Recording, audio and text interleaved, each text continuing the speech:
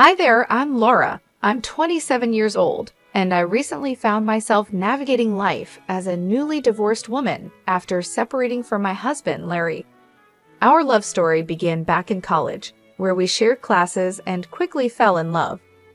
We had a strong bond, but there was always a shadow over our relationship. Larry's mother, Lily. From the very beginning, Lily seemed to harbor an inexplicable dislike for me. She was always meddling in our relationship, offering unsolicited advice, and making me feel unwelcome. I expressed my concerns to Larry many times, but he struggled to confront his mother. He was torn between his loyalty to her and his love for me. Eventually, I resigned myself to endure Lily's criticisms, believing that Larry might have been unknowingly sharing too much with her, giving her fuel to criticize me. Our relationship faced many challenges, with frequent arguments about his mother's influence. But over time, Larry began to understand my perspective and stopped sharing the intimate details of our life with her. After 5 years of dating, we got married, much to Lily's dismay. Despite her attempts to interfere with our marriage, we managed to distance ourselves from her toxic presence for a while. During this period, both Larry and I found success in our careers. Although I admired Larry's accomplishments, I started to feel the need for something more personal, something that was mine alone. We had split our expenses unequally, with me covering the majority, but that didn't bother me much. What really weighed on me was the growing void I felt inside, a desire to pursue something creative and fulfilling. Drawing on my passion for design, I decided to explore graphic design as a side venture. It became a personal project, something I could call my own, and I kept it under wraps for a while, nurturing it quietly as I figured out where it might take me. I decided to take a leap of faith and enrolled in graphic design courses, investing in equipment without Larry's knowledge. My best friend, Mary, was the only person I confided in about this new venture. She was incredibly supportive, offering me both encouragement and practical advice as I developed my skills. As my confidence grew, Mary introduced me to people who were interested in hiring me, even though I was just starting out. They appreciated my work and trusted me with their projects, helping me gradually build a client base.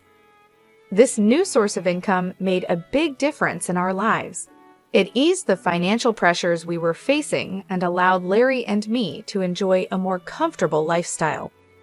With each paycheck, I saved a portion, dreaming of surprising Larry with something special as a token of my appreciation for his support. However, I hadn't mentioned any of this to him yet, and every time I thought about bringing it up, it seemed like he was avoiding serious conversations. It wasn't long before I noticed something was off. Larry became increasingly distant, and I couldn't shake the feeling that he was hiding something from me. The first real sign of trouble came when Larry admitted that he had spent his entire paycheck on investments just a week after receiving it. We had a heated argument about it, but we managed to patch things up for the time being. To help make ends meet, I put in extra hours at work, which helped relieve some of the financial strain. But the following month, Larry repeated the same behavior, and I found myself feeling more and more frustrated. I couldn't understand how he could be so careless with his earnings, especially when I was working so hard to contribute to our household. In a moment of anger, I lashed out with hurtful words, though I quickly regretted my outburst. However, when Larry once again found himself without money for the 5th month in a row, I reached my breaking point.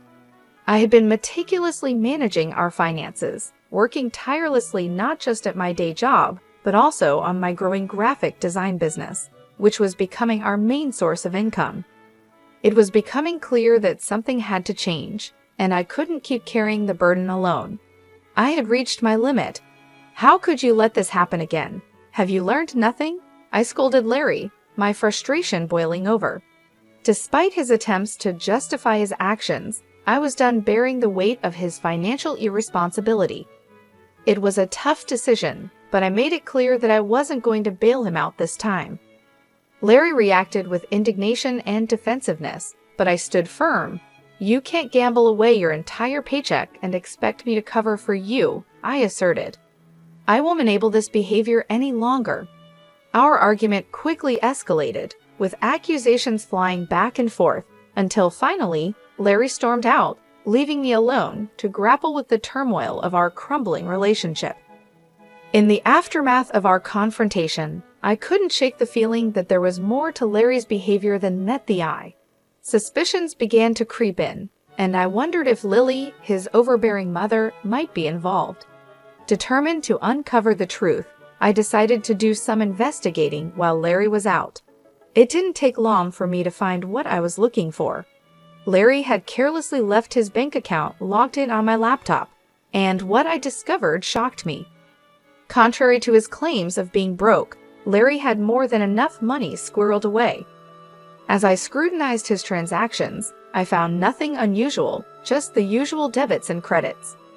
But I couldn't understand why he had been hiding his finances from me and telling lies. Seeking clarity, I delved into his messages, and the first person I noticed him texting was his mother, Lily. Their conversation revolved around our recent altercation, with Larry painting me as the antagonist, claiming I had berated him for withholding money. Lily seemed to revel in the discord, affirming her suspicions about me. As I scrolled further, I uncovered a disturbing revelation. Lily had been relentlessly disparaging me to Larry, labeling me as materialistic, and insinuating that I was only with him for financial gain. Ironically, I was the primary breadwinner in our household. Their exchanges showed how Lily's toxic influence had fueled Larry's grievances against me, magnifying minor annoyances and nurturing his resentment. The final blow came when I realized just how deeply Lily's words had seeped into Larry's mind, twisting his perception of our relationship and turning him against me. The truth was out, and it left me reeling. When I discovered their scheme to cut me off financially, it felt like the ground had been ripped out from under me. Initially hesitant, Larry gradually gave in to Lily's manipulations, slowly yielding to her demands. He unknowingly provided her with more ammunition by sharing moments where I had expressed my frustrations, further fueling her animosity toward me. This betrayal was devastating, leaving me overwhelmed with hurt and confusion. Unsure of my next steps, I turned to my best friend, Mary, seeking solace in her comforting presence. I confided in her, revealing the distressing truth I had uncovered and desperately seeking her guidance in this tumultuous moment. Mary, ever the steadfast confidant, listened intently, offering her unwavering support as I struggled to process the betrayal inflicted by those closest to me. The situation weighed heavily on me, and I found myself at a crossroads, uncertain of the best course of action. It seemed glaringly obvious: cut off Larry's support, wait for him to hit rock bottom, and then file for divorce. But Mary questioned the morality of such a plan, suggesting that it might be too harsh. Her concern prompted me to reconsider my approach, and she advised me to sleep on it and revisit the issue the next day. Exhausted both physically and emotionally, I welcomed the respite that sleep promised. The next morning, with the luxury of a weekend ahead, Mary and I decided to find comfort in the familiarity of a favorite movie. We drifted off to sleep in each other's company, the tranquility of the day offering a temporary sense of peace, a brief reprieve from the turmoil brewing within me. We indulged in simple pleasures, immersing ourselves in movies, enjoying culinary delights, and savoring each other's company. Despite the nagging thoughts of the previous day's revelations, I made a conscious effort to set them aside, prioritizing the much-needed break from the stress and heartache I had been experiencing. However, our peaceful reprieve was short-lived. A call from Lily shattered the calm. Reluctantly, I answered, only to be met with accusations and hostility. Her unwarranted attacks only served to heighten the tension, but with Mary's encouragement, I managed to maintain my composure amidst Lily's tirade. Then, amidst the hostility, an unexpected proposal emerged: a 40/60 split of everything between Larry and me. It was a proposition that dripped with skepticism, clearly a test of my commitment to the marriage. Despite the audacity of her demand, it left me contemplating the next steps in what was becoming an increasingly difficult and painful situation. I agreed, willing to explore any possibility of salvaging what was left of our relationship. With a tentative acceptance, we set plans in motion, culminating in a scheduled meeting on Friday to formalize the arrangement. Despite the lingering uncertainty, I resolved to face the challenge head-on, armed with newfound determination to navigate the tumultuous waters ahead. I was stunned by the turn my marriage had taken, caught between disbelief and seething anger. How could Lily brand me a gold digger? And how could Larry stand by and allow such an accusation? I had stood by him through thick and thin, supporting his endeavors even when they led to losses. I had covered for him when he lied and shouldered the burden of our shared responsibilities, all while keeping my own side hustle a secret, waiting for the right moment to reveal it. When I shared the details with Mary, her smile hinted at the brilliance of the plan.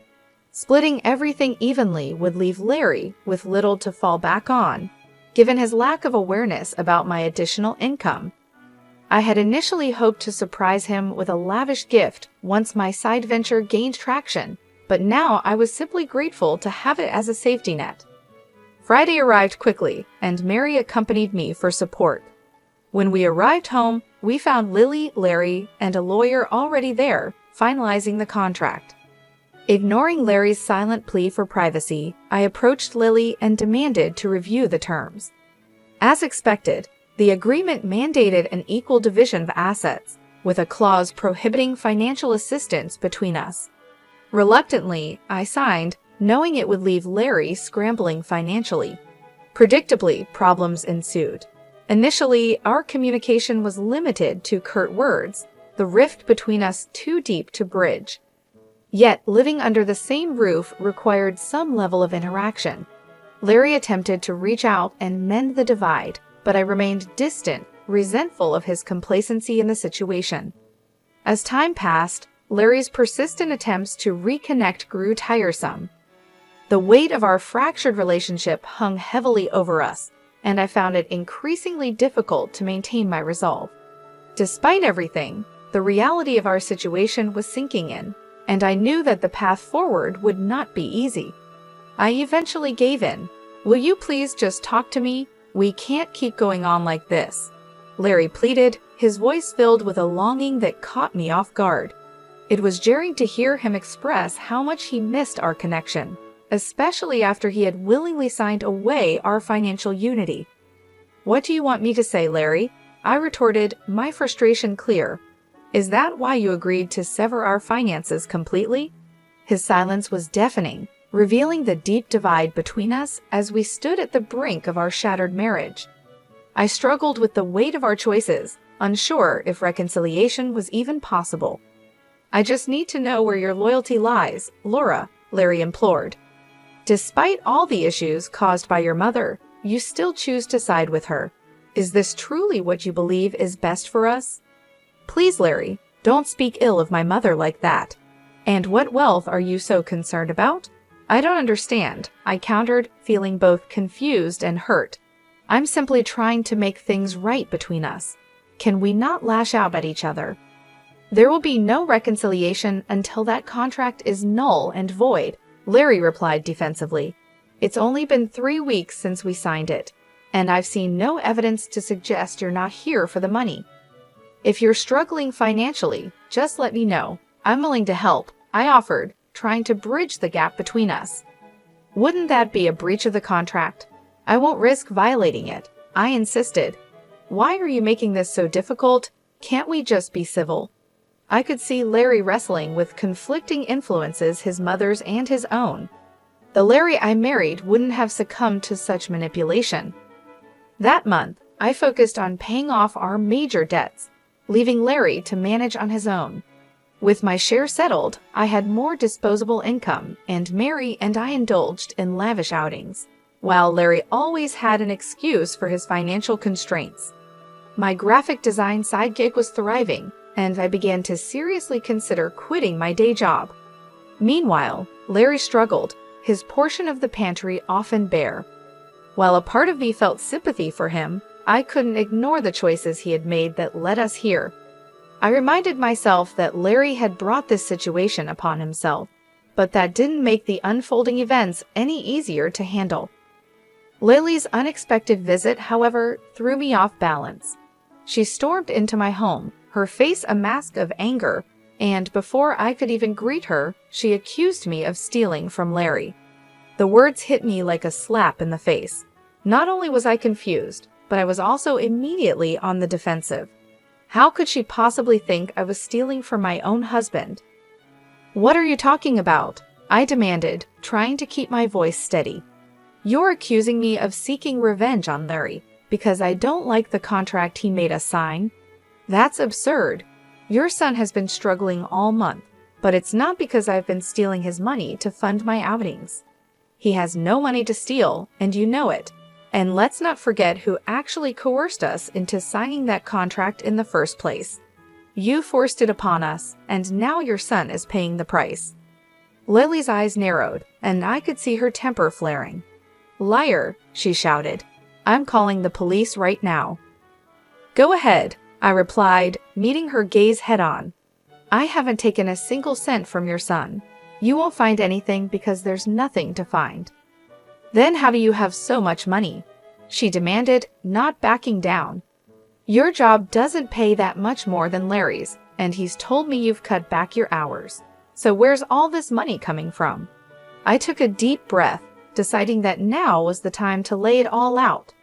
"I have another business on the side," I began. "A graphic design venture that I've been working on for a while now. I was planning to surprise Larry with it, to show him what I'd accomplished. But thanks to your constant meddling, that plan went down the drain. I was even going to use the money to buy you a car as a gesture of goodwill, to show you that I'm not the person you think I am."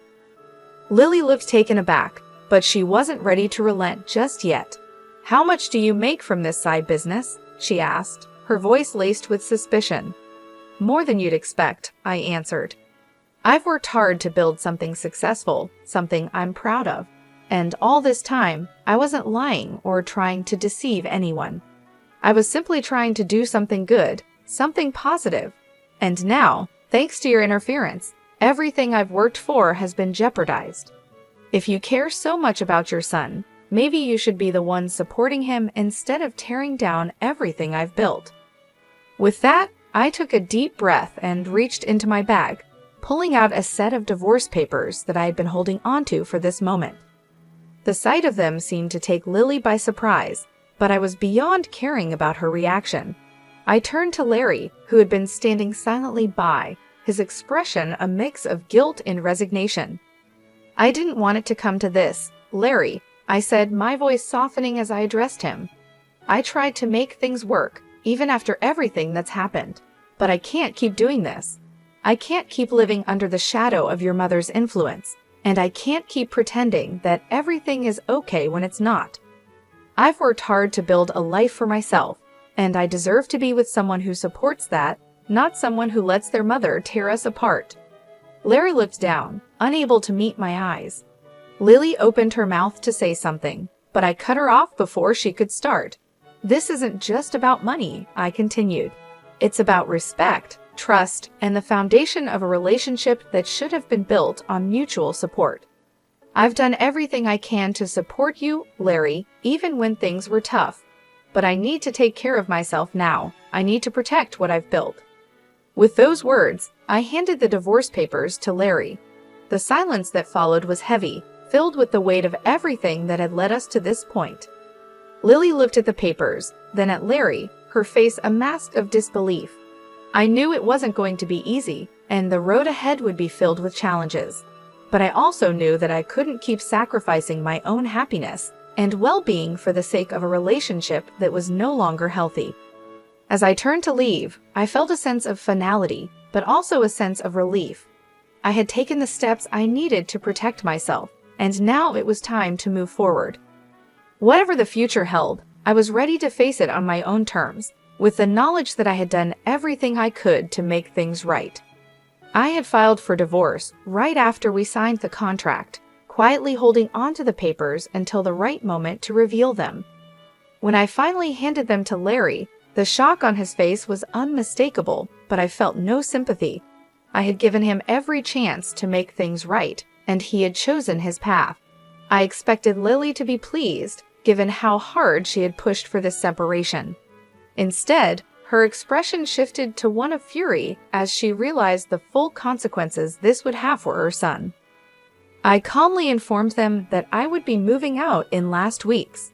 I had made up my mind, and there was no going back. I agreed to continue splitting the remaining loan payments, but that was the extent of my commitment. Larry, clearly desperate, tried to plead with me, hoping to change my mind, but I remained resolute.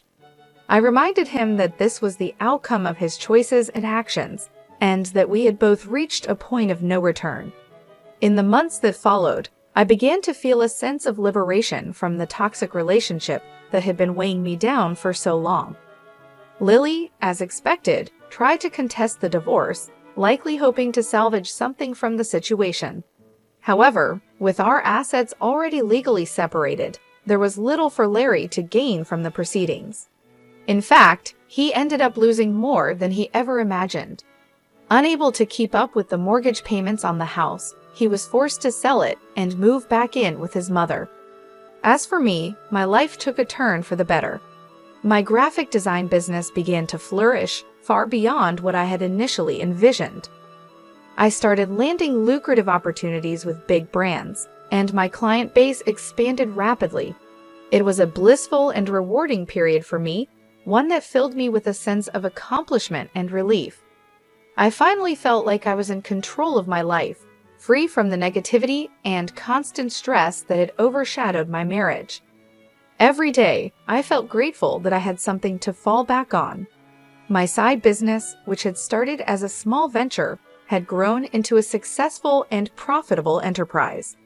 This financial independence spared me from the fate Larry had to endure, and it allowed me to move forward without the burden of our past weighing me down. Larry's situation was quite different. With the house sold and his financial stability shattered, he struggled to adjust. Moving back in with his mother was a blow to his pride, and I could only hope that this experience would serve as a lesson for him in the future. Perhaps he would learn the importance of responsibility, trust, and the consequences of allowing others to manipulate his decisions. But those lessons were no longer my concern. I was focused on building my own future now. I embraced the opportunities that lay ahead, excited about what was to come.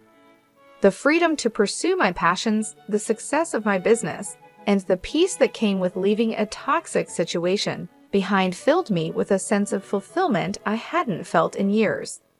Life was finally moving in a positive direction, and I was determined to make the most of it. I surrounded myself with supportive friends, like Mary, who had stood by me through thick and thin. Together, we celebrated the small victories and the big achievements, knowing that this new chapter in my life was just the beginning. Looking back, I realized how far I had come and how much I had grown. The painful experiences of the past had shaped me into a stronger, more resilient person. I was no longer the woman who had been manipulated and overshadowed by others. I was now someone who knew her worth, who understood the value of independence, and who was ready to take on the world with confidence. The future was bright, and I was ready to face it with open arms. No longer burdened by the mistakes and betrayals of the past, I was free to pursue my dreams and live life on my own terms. And that, more than anything, was the most rewarding part of this entire journey.